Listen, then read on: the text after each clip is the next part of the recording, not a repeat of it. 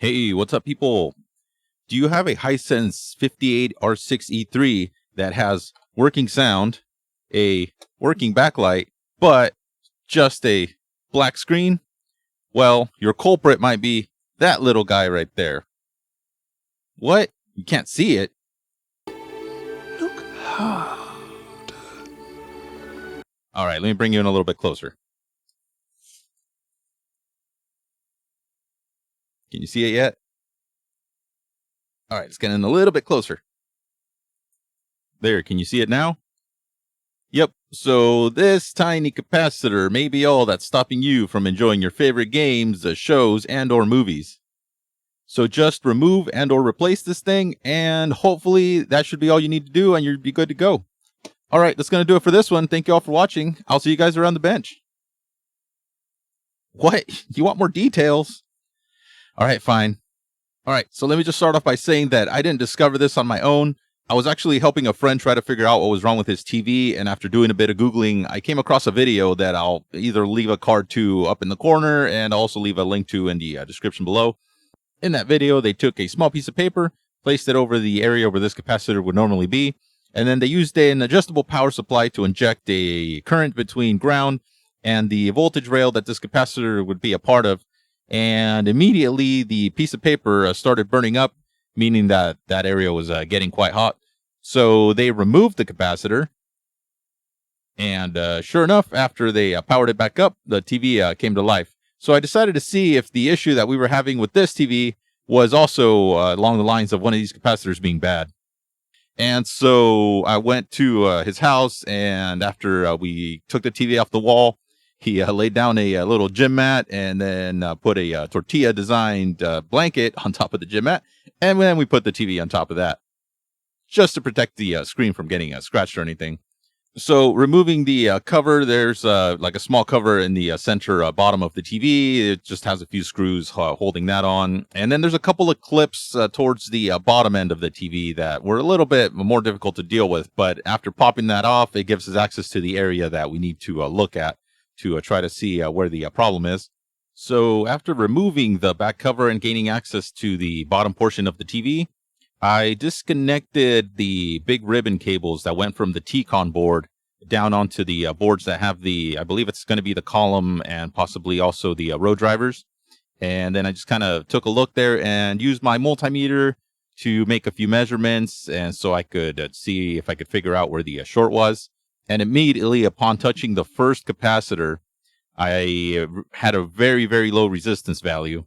So I placed my multimeter between a ground point and what appeared to be one of the voltage lines coming in, and I was getting a very low value of about 54 ohms, which definitely not something that I would expect to see in a section like that. I measured a few of the other capacitors on the same board just to check and see if there was any other issues, and I also checked some of the capacitors on the board to the right of this board, looking at the back of the TV, which would actually be like the left side board. But the left side board, I did not read any really low resistance values. So I focused my attention on this board.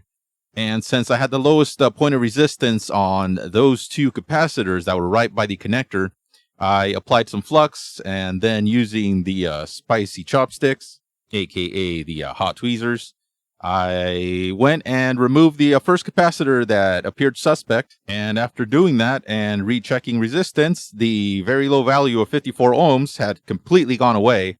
And now when I checked it, the resistance was actually kind of fluctuating and it was going up, but that just kind of means that we're charging some capacitors. So it looked like we had completely gotten rid of the short.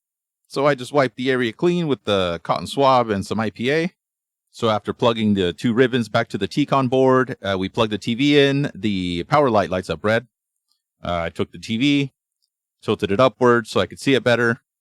And after getting my phone into position so that we could see what was going on with the screen, make sure nothing else was going on first. And then I hit the power button and the TV immediately sprung back to life. And it looked like nothing had happened whatsoever. It was working just like we would expect it to. And in that video, they just broke the capacitor off the board, which is certainly an option. Or you could also use a soldering iron and put a small blob of solder on it. It's small enough that you can bridge the two contacts together, and then just, you can push it off the board. and make sure that the two solder pads that it's supposed to go on just are not shorted. And since this is the actual capacitor that I removed off the board, we can check the resistance value on that. There we go. We can see that it's definitely a very shorted capacitor. Here on the bench, it's actually giving me a measurement of about just under 51 ohms. So definitely a shorted capacitor.